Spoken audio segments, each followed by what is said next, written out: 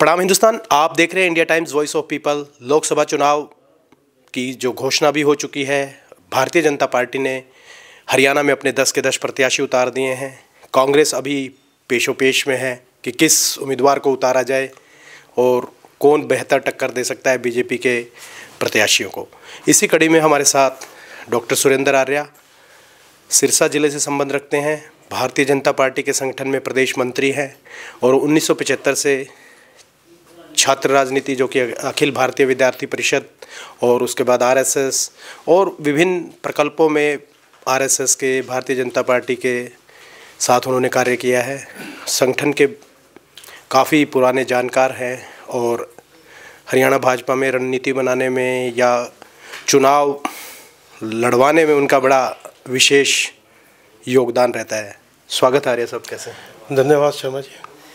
तो जैसा कि आप प्रदेश में मंत्री भी हैं और अभी आपको चुनाव के लिए भी और लोकसभा का जो सिरसा का जो आपका ज़िला है फतेहाबाद, उसका प्रभारी भी बनाया गया है, तो आप जगह जगह घूम रहे हो, पूरे लोकसभा में भी जा रहे हो और फतेहाबाद ज़िले में आज आपका कार्यक्रम भी है टोहाना में। तो किस प्रकार से क्या लग रहा है, क्या माहौल है पूरे लोकसभा में आपके? मनदीप जी, लोकसभा चुनाव के लिए तो तैयारियों में अपने कार्यकर्ता बहुत पहले से लगे हुए हैं जी। चुनाव की तिथियों की घोषणा बाद में हुई है। संगठन की दृष्टि से हमारे कार्यकर्ता पन्ना स्तर तक, बूथ लेवल तक पहुंच चुके थे बहुत पहले। हर विधानसभा के हमने पन्ना सम्मेलन करवाए हैं। एक एक कार्यकर्ता एक एक पन्ने का कम से कम 15 परिवारों का एवरेज एक मुखिया के रूप में वो कार्य कर रहा है जी। अभी लोकसभा चुनाव की घोषणा होने के बाद से एक माननीय मुख्यमंत्री जी ने प्रयास किया कि हर 90 विधानसभा में जाकर के वो विधानसभा की रैलियां करेंगे, अपने उम्मीदवारों के लिए जनता से अपील करेंगे। उसी क्रम के अंदर सिरसा लोकसभा की अब तक 3-4 विधानसभाओं में माननीय मुख्यमंत्री जी की, पूर्व मुख्यमंत्री जी की रैलियां संपन्न हो चुकी हैं।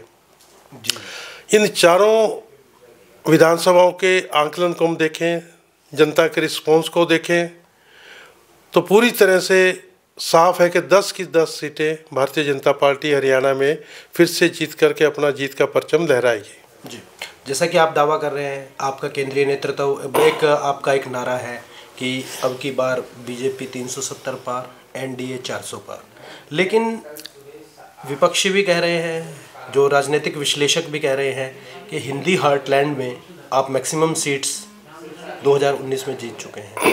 तो सीट्स जो 67 सीट आप बढ़ाने की बात कर रहे हैं, वो कहाँ कहाँ बढ़ेगी? क्योंकि आप संगठन के आदमी हैं, सारी प्लानिंग योजनाएं आपको पता होती है कि किस तरीके से काम कर रही है पार्टी, तो कहाँ बढ़ सकती है और क्या वो रहेगा रूपरेखा?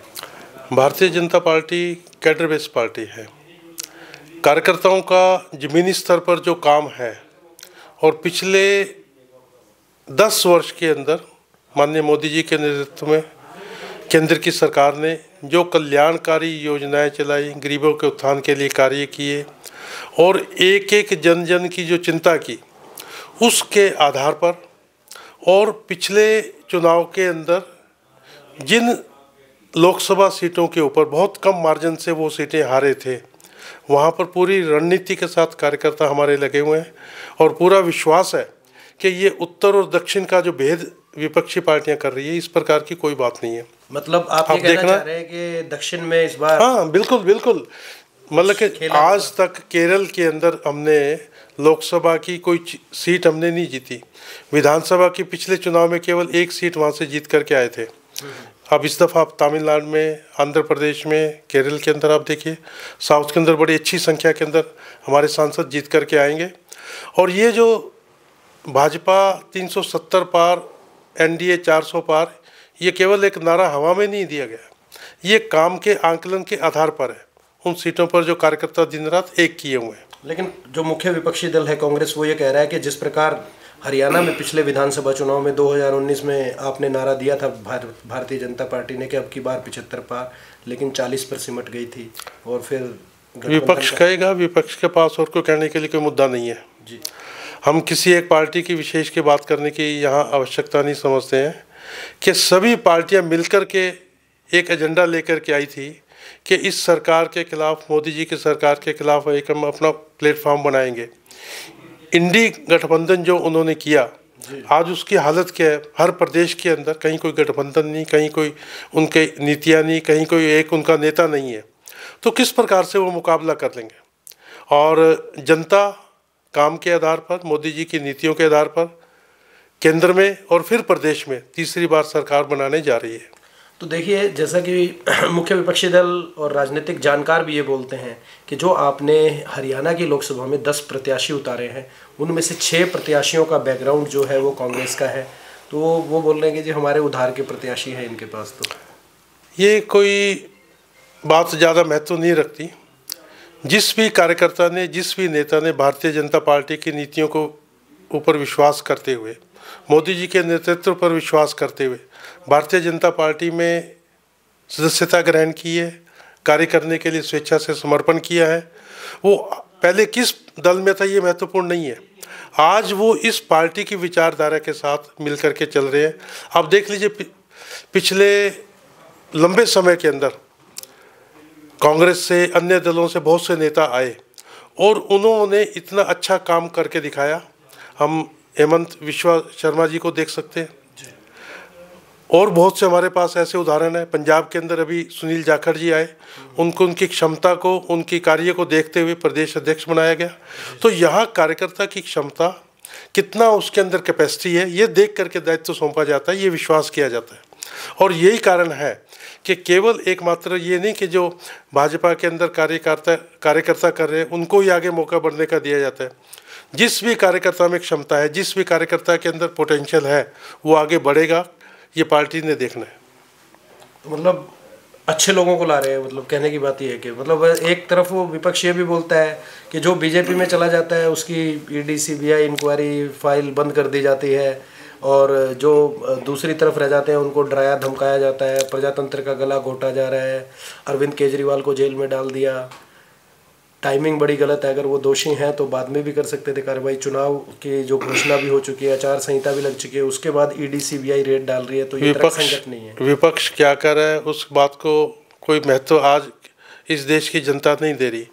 ईडी अपने हिसाब से काम कर रही है, सीबीआई अपने हिसाब से काम कर रही है, और बहुत से नेता, अभी पिछले दिनों एक कांग्रेस के बहुत वरिष्ठ प्रवक्ता थे, वो कांग्रेस छोड़ कर के आए। उनका एकमात्र आरोप था अपनी पार्टी के ऊपर, कांग्रेस के ऊपर, कि मैं उस दल में नहीं रह सकता जहां रह करके मुझे सनातन को गालियां देनी पड़े। बिहार से हैं वो शायद, आई थिंक बिहार से संबंध रखते हैं। हाँ, वल्लभ जी है, इस प्रकार का उनका नाम है। और दूसरी जो चीज़ रही कि ये आरोप और ये प्रत्यारोप जो ईडी सीबीआई जो काम कर रही है, ये कोई बीजेपी ने नहीं फ्रेम किए, ये उनके खुद के कारनामे हैं जो कार्य उनके सामने आए हैं। 9-9, 10-10 बार एक व्यक्ति को अपना पक्ष रखने के लिए जब बुलाया जाता है और वो उपस्थित नहीं होगा, तो कोर्ट के आदेश से उनको उपस्थित होना पड़ा। और ये आज जो माननीय उच्च न्यायालय का, सर्वोच्च न्यायालय के जो निर्णय है उस बारे में आए हैं, वो तथ्यों के आधार पर है। केवल ये राजनीतिक मुद्दा नहीं है, और राजनीतिक मुद्दा तो हो भी नहीं सकता कि हजारों करोड़ रुपए के जो घोटाले किए हैं वो तो सबके सामने है ना। कब तक लोगों को आप बेवकूफ़ बनाएंगे?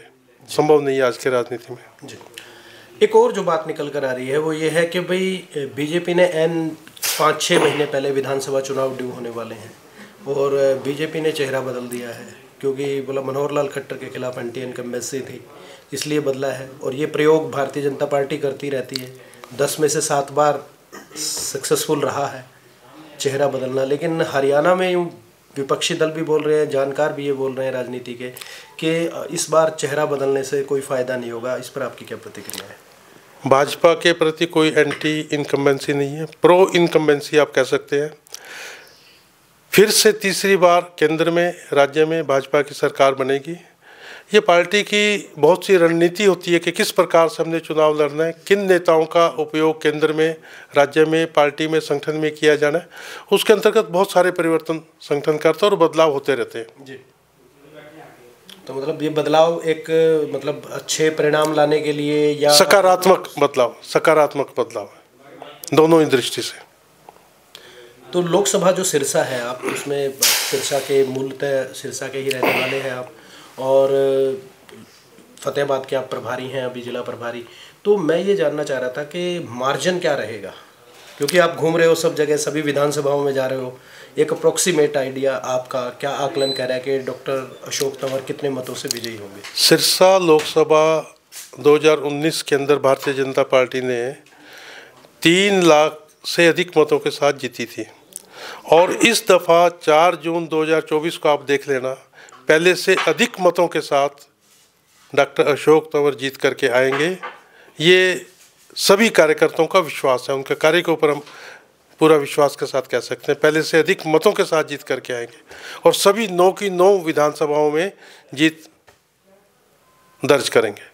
4 आपने बिल्कुल ऑन रिकॉर्ड बोला है डॉक्टर साहब, 4 जून को परिणाम आएंगे। बिल्कुल बिल्कुल निश्चित मिलेंगे कि आपकी बात कितनी सत्य सिद्ध होती है। आप खुद देख लेना, आपके सामने रिजल्ट भी होगा और आप और हम भी यहीं होंगे। आपका बहुत बहुत धन्यवाद। हमसे बात करने के लिए आपका भी धन्यवाद। आपने बड़े बेबाकी से हमारे प्रश्नों के जवाब दिए और आपके चुनाव प्रबंधन के लिए आपको शुभकामनाएं। धन्यवाद।